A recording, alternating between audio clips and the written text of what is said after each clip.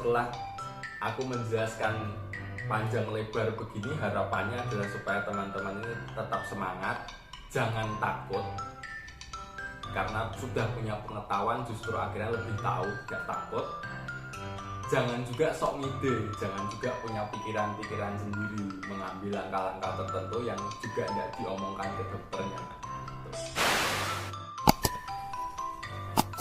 Halo lor, salam sehat, seger waras bersama Mamian dan Nakjo. Ngopi pagi. Duh, bis lagi mentas adus lho. Ngopi pagi ala Nakjo. Wis, Nakjo sekarang arep nyeritani dulur-dulur masalah apa nak? Masalah diabetes. Diabetes itu sebenarnya apa kok dek biyen iki kan ora mengenal sing jenenge diabetes. Tapi saiki nek perkara diabetes iki rasane kok wis dadi familiar malahan. Dadi wis bendinane krungu. Ngono. Kena apa to kuwi? Oh diabetes. Ngono. Wis kaya biasa ae. Padahal sakjane iki kan ket jaman tempo dulu ki ya wis enom. Tapi nek dino iki kok terasa familiar banget, ngono lho. Nah, kenapa kok sampai seperti ngono, Nak? Ya, mungkin pertama satu hal, dulu orang belum banyak yang punya kesadaran untuk periksa, ya.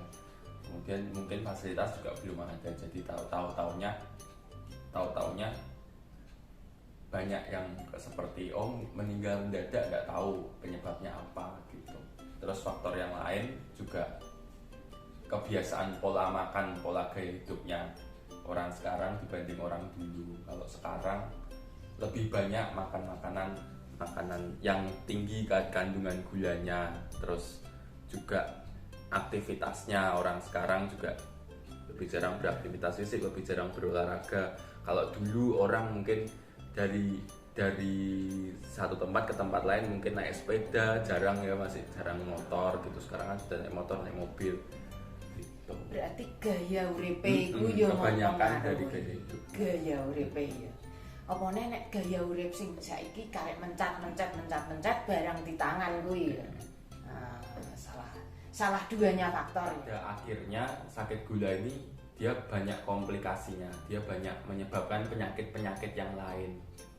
Jadi kadar gulanya yang tinggi, tidak teratur, terus menyebabkan gangguan di sistem pembuluh darahnya, bisa jadi stroke, bisa jadi penyakit jantung, meningkatkan resiko untuk terjadi itu. Jadi mungkin kalau orang dulu taunya ngerti-ngerti meninggal gitu, tahu-tahu tidak ada. Kenapanya kan mungkin tidak diusut, mungkin karena orang itu punya kadar gula yang tinggi, diabetes salah satunya, tapi tidak pernah tahu gitu.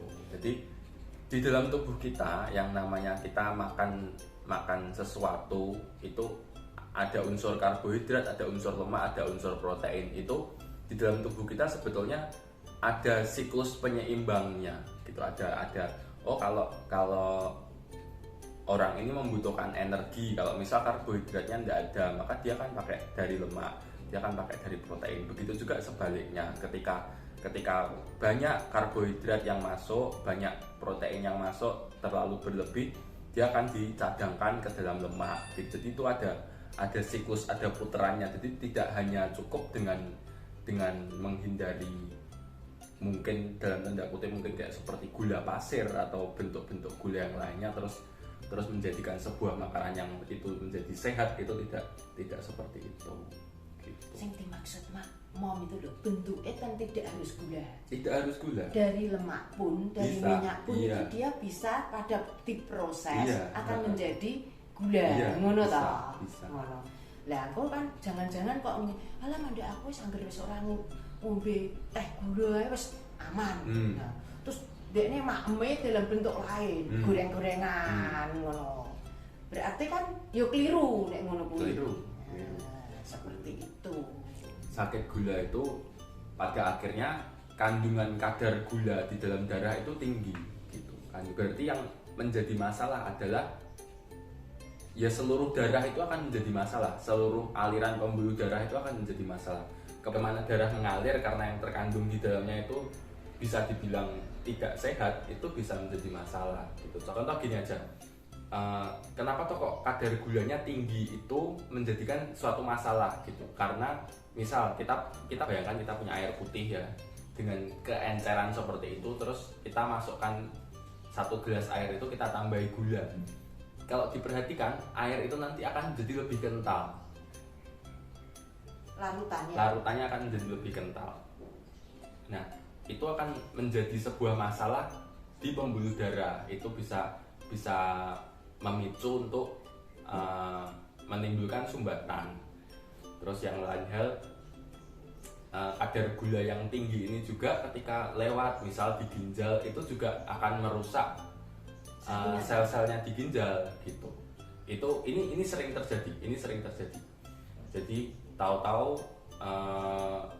orang itu mengalami gagal ginjalnya tidak berfungsi. Ternyata setelah diusut, karena kadar gulanya yang tinggi gitu. Karena ginjal itu dari jantung memompa darah 100%, itu 25% dia akan masuk ke ginjal. Jadi ginjal kita ini terkait dengan pembuluh darah, dengan aliran darah itu sangat banyak gitu. Terus kemudian pembuluh darah yang tinggi akan kadar gula itu menyebabkan rentan untuk jadi kondisi peradangan di pembuluh darah itu.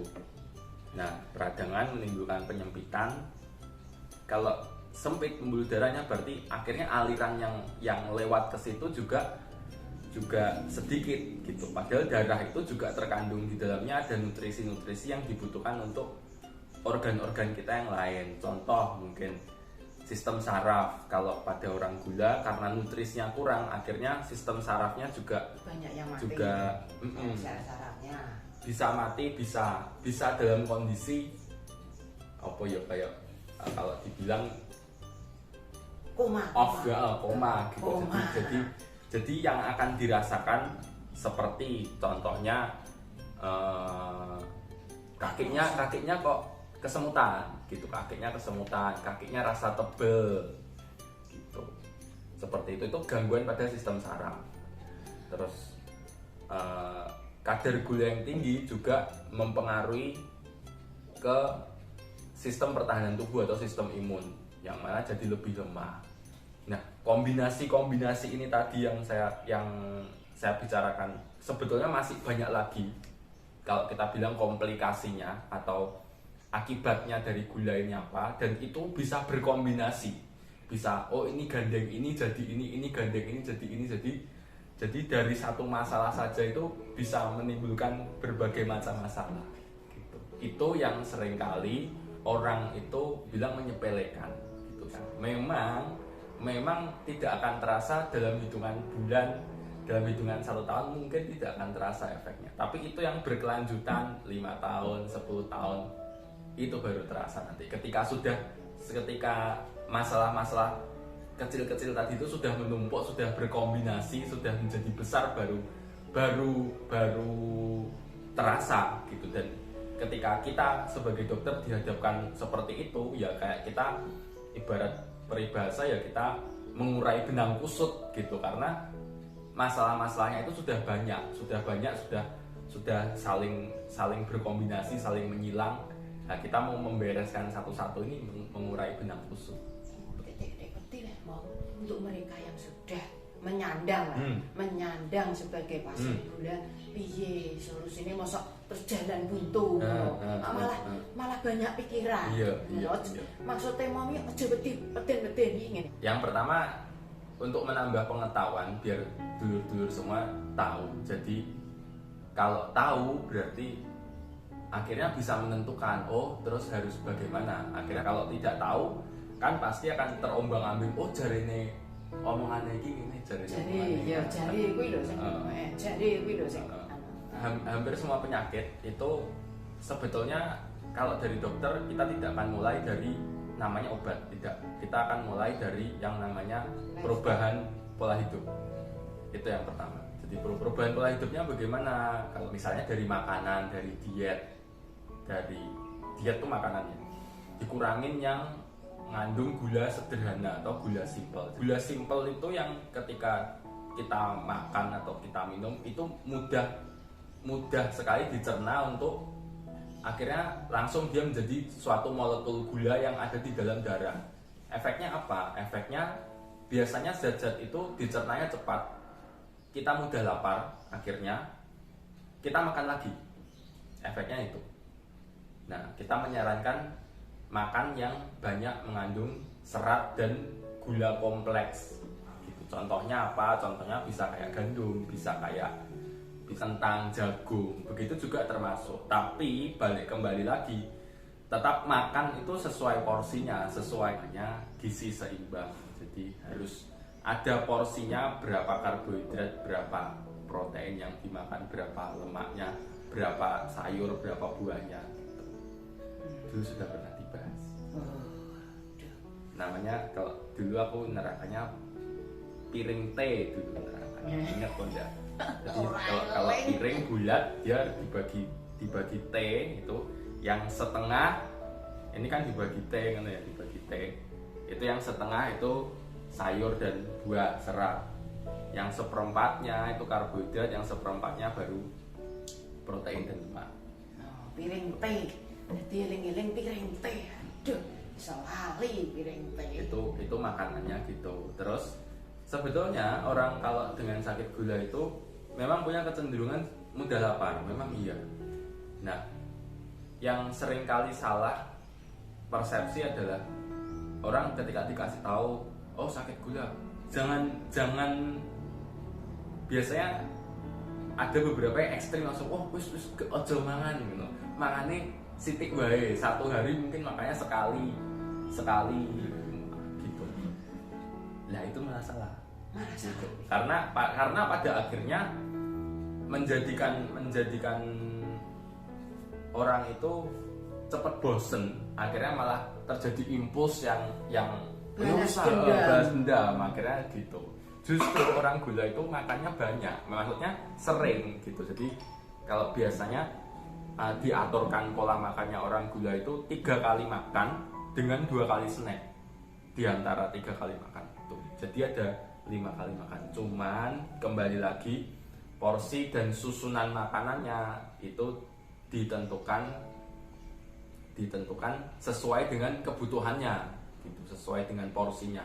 Ada komposisinya, terus ya. Tetap sayur dan buah itu penting gitu. Itu juga sering dilupakan. Itu dari makanan seperti itu. Kemudian perubahan pola hidup yang lain, olahraga, aktivitas fisik. Kan dua ya, sudah tadi kita sudah bahas makan, kita sudah bahas olahraga. Ketika ini sudah dilakukan dan ternyata tidak bisa mengontrol kadar gula darahnya, tingkat gula darahnya itu, baru kita dokter ini menyarankan, oh perlu minum obat gula gitu. Nah, seringkali adalah masalahnya orang itu ketika kita bilang, oh ini bapak gula darahnya tinggi, kemungkinan besar diabetes gitu. Seringkali orang langsung lompat ke yang nomor 3 gitu. Pada kasus tertentu memang kita akan langsung lompat pada kasus yang oh gula darahnya terlalu tinggi, ini sudah tidak mungkin dikontrol dengan perubahan gaya hidup gitu. Cuman tetap tahap 1 dan tahap 2-nya ini tetap harus dikerjakan, tidak langsung lompat. Lompat ke yang nomor 3 ini obat gula, itu nanti urusannya dokter yang akan menyusunkan obat gula apa yang cocok, obat gula apa yang pas. Itu harus diikuti. Kalau saya bilang jangan sok ide. Seringkali orang kesalahannya adalah sok ide. Jadi punya ide-ide sendiri. Oh ya sudah, oh karena saya sakit gula, saya minum obatnya, saya tidak mau makan. Oh karena gulanya saya tinggi, dokter nyuruhnya 1 kali sehari. Karena gula saya terlalu tinggi, kayaknya 2 kali sehari bakal lebih baik. Nah itu namanya sok ide. Gawe ide dhewe, gawe cara dhewe, ngobat-ngobati dhewe ngono. Sesuai dengan imajinasinya dia. Dan mendengar kata dari gini, jarine ngono ya.